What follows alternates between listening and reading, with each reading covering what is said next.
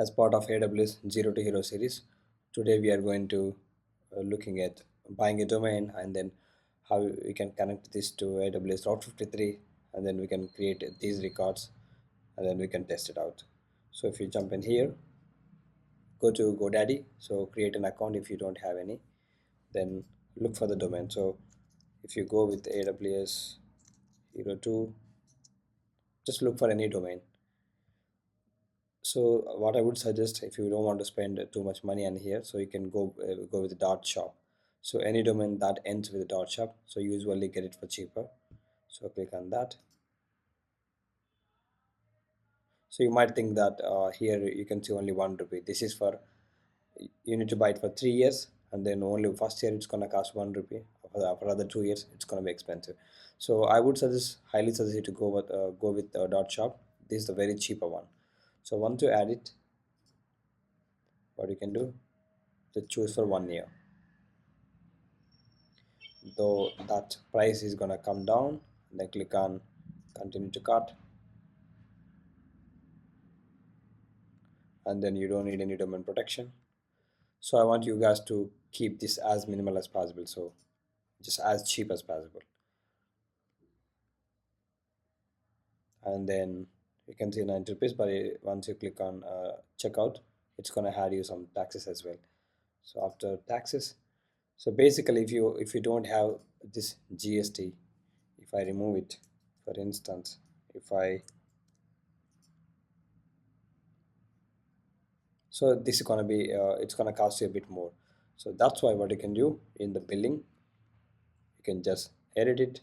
You can put any GST number, it doesn't matter. So it just needs to have the correct number of digits. So you can Google it, you can get any, otherwise you can use this one as well. So it doesn't check whether it's uh, whether it or the original ID or the fake one. So you just need to put a right number of digits. So now you can get the discount. And then once you're okay, then you can choose your card or any UPI method and make the payment. So once you've done it here, you can come back. You can go to products. You can click on here and then go to products. So now you can see your all of products here. So click on your domain. I highly recommend you to buy a domain, because once you have the domain, you can practice DNS records. You can try on different records. You can practice them. So you will get a complete real world experience. So I recommend definitely you can buy a domain. So the dot shop would be the cheaper one. So then click on a domain here, and then DNS, and then click on name servers. So before creating these name servers, what I'm going to do, I'm going to go to Route 53. So don't worry about the Route 53 for now. Just follow the video. In later classes, we're gonna discuss everything about the this DNS thing. So click on hosted zone, and then click on create hosted zone, and then here you can give your domain.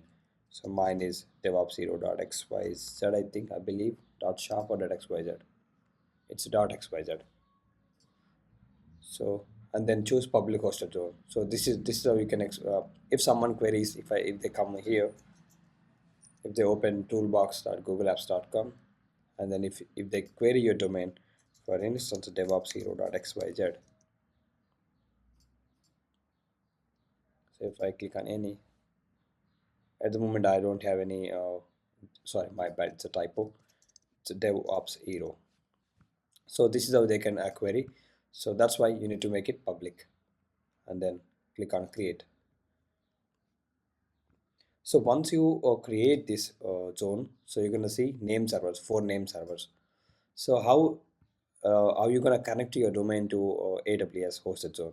So this is where you need to update these name servers with GoDaddy. So then if someone looks at for DevOps0.xyz, so then GoDaddy is gonna point to these name servers. So over here, this is where you can create new records after that. So if you look in here at the moment, you can see GoDaddy's the name servers, and then you just need to update it. Click on change, and then I'll use my own. and just copy paste all of those four records. So I'm just gonna update them here,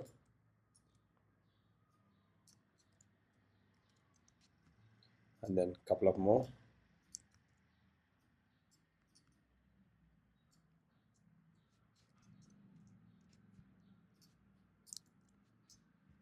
and then save it. So this one, once you save it, these are going to take a while because these names of need to be updated. Meanwhile, what we can do, we can create a server. So let's create a server. Click on launch. I'm going to say DevOps hero.xyz. This name can be anything, doesn't matter. And then choose Ubuntu, and T3 micro would be fine. So I have a key pair, and then public subnet. I'm gonna go with allow all. So we'll be jumping in EC2 in detail in later lectures. So what I'm going to do in the bootstrap script user data, I'm going to run a script. So this one apt update, and then I'm going to install Nginx -y. Let's launch it.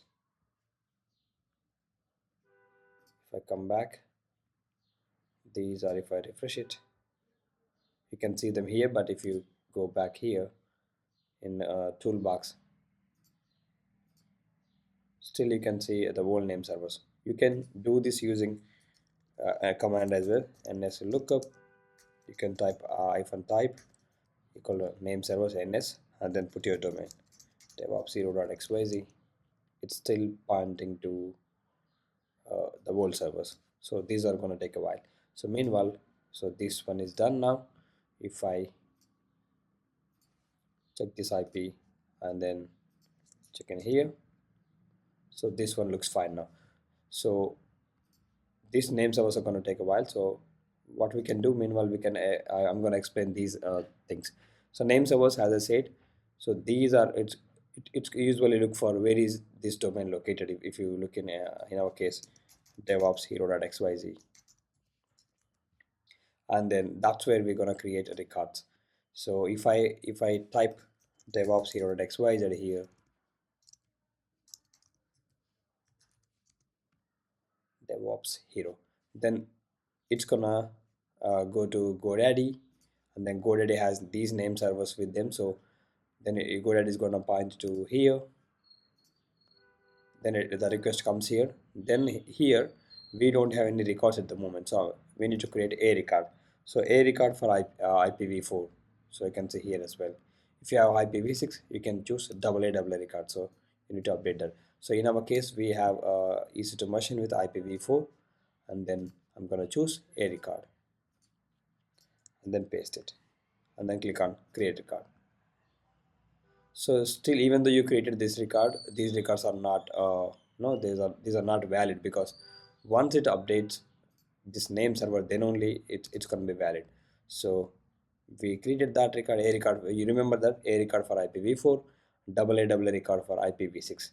So these CNAMEs, if you have a domain, if you want to point www.devops0.xyz to any other domain, so you need to use CNAME. For in our case, if you have a load balancer, you can choose CNAME or a record as well, because you have a DNS thing in AWS, so you can use a as well, because this with the help of alias option.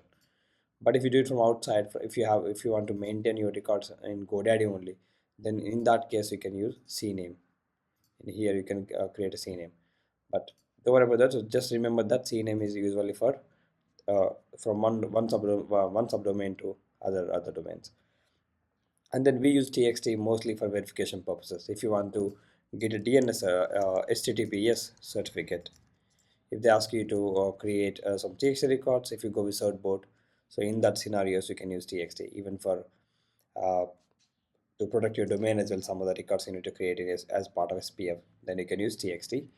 And this for MX records, for emails. If you want to host your emails at, for instance, Zoho, so you can do that. Actually, I have a, full video on this DNS thing, so I'm just gonna put that in the description, so you can go and watch that. So for this one, we done this part. We create a EC2 machine as well. Now we need to wait till these records propagate the name servers.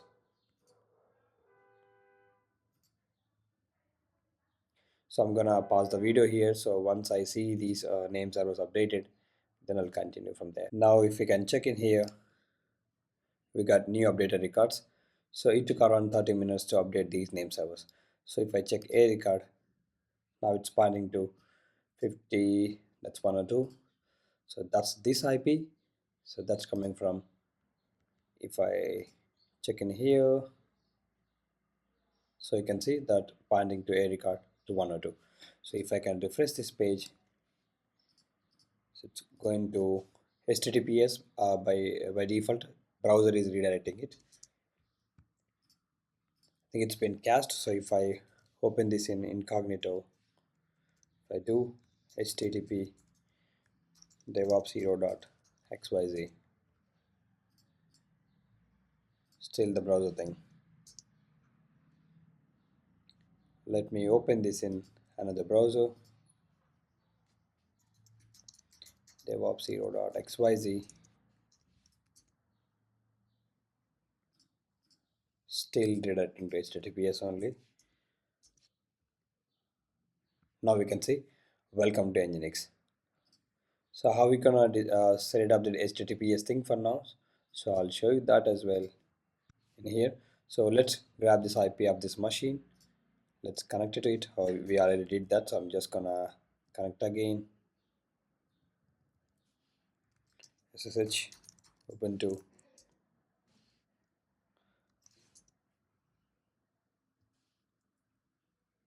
I'm in. So if you're wondering how I'm able to connect without key and password, so I already set it up password authentication. So you can look for Linux for cloud engineers. We have a playlist for that one as well. You can have a look on that. I'm gonna attach in the description. So now be a sudo user and then run certbot. So it's gonna give you a help page. So you can run this command. Just put -hyphen classic at the end.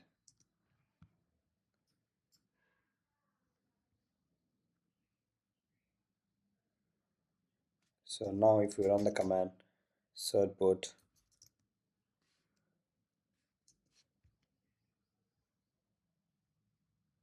so enter email address, it's gonna say info at devops zero.xyz, then press yes, and then yes again, then enter your domain name. So in my case, devops hero.xyz.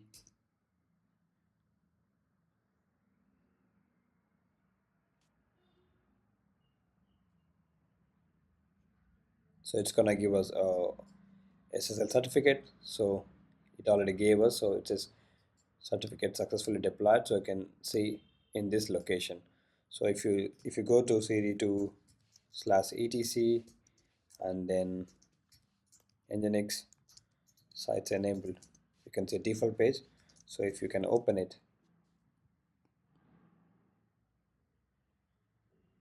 if you scroll down, you can see this SSL certificate has been added to your configuration file. So here you can see the domain, root whtml, and then here you can see your SSL certificate added to pointing to this location. So that looks fine. Now let's just we just need to restart Nginx. Systemctl restart Nginx. So if I refresh it, I think it's been cached. If I open a new browser,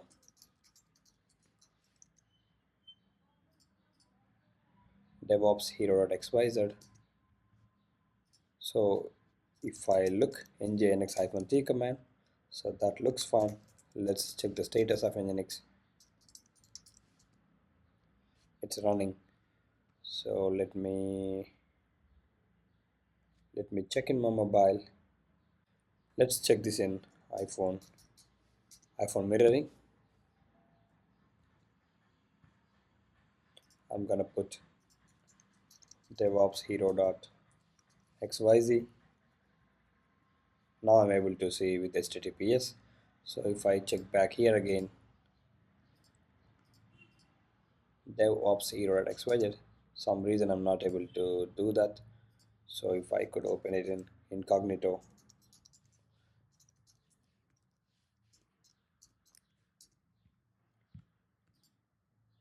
it says not secured, but if I could,